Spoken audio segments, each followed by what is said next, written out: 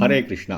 தெய்வ திரு ஆச பக்திவேதாந்த சுவாமி ஸ்ரீல பிரபுபாதர் விரிவான பொருள் உரைகளுடன் அருளிய ஸ்ரீமத் பாகவதம் காண்டம் 3 பகுதி 1 பராமரிப்பு அத்தியாயம் 1 விதுரரின் கேள்விகள் பதம் 45.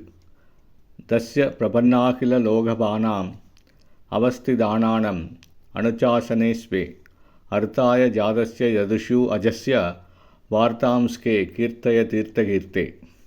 மொழிபெயர்ப்பு. எனவே நண்பனே, தீர்த்த யாத்திரை ஸ்தலங்களில் புகழப்பட வேண்டியவரான பகவானின் பெருமைகளை கூற வேண்டுகிறேன். அவர் பிறப்பற்றவர் என்ற போதிலும் பிரபஞ்சம் முழுவதிலும் உள்ள சரணடைந்த அரசர்களின் மீது கொண்ட தனிப்பெரும் கருணையினால் தோன்றுகிறார்.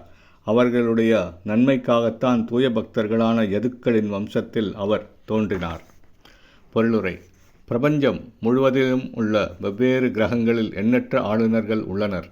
சூரிய கிரகத்தில் சூரியதேவன், சந்திர கிரகத்தில் சந்திரதேவன், ஸ்வர்கலோகத்தில் இந்திரன், வாயு, வருணன் மற்றும் பிரம்மதேவர் வாழும் கிரகத்தில் பிரம்மலோக வாசிகள் ஆகிய இவர்கள் அனைவரும் பகவானுக்கு கீழ்ப்படிந்த தொண்டர்களாவர். வெவ்வேறு பிரபஞ்சங்களிலுள்ள எண்ணற்ற கிரகங்களின் நிர்வாகத்தில் தொல்லைகள் ஏற்படும் போதெல்லாம் ஆளுநர்களின் விருப்பப்படியே பகவானும் தோன்றுகிறார். பாகவதம் 1.3.28. பின்வரும் பதத்தில் இதை முன்பே உறுதி செய்துள்ளது.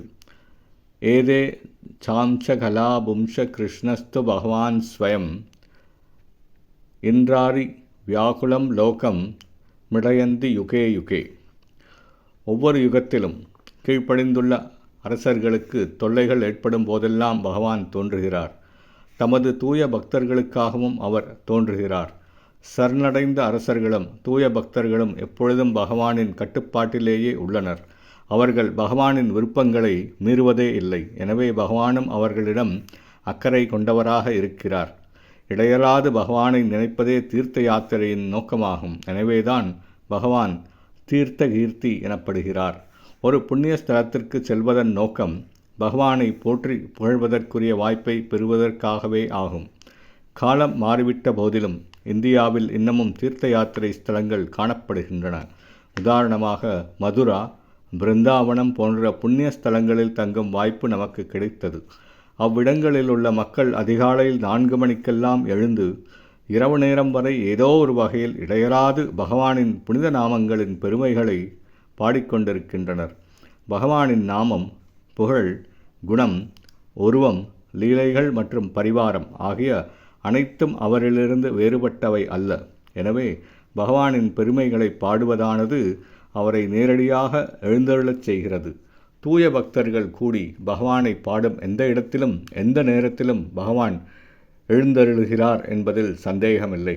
தூய பக்தர்கள் தமது புகழை பாடும் இடங்களில் தாம் எழுந்தருளுவதாக பகவானே கூறியுள்ளார்.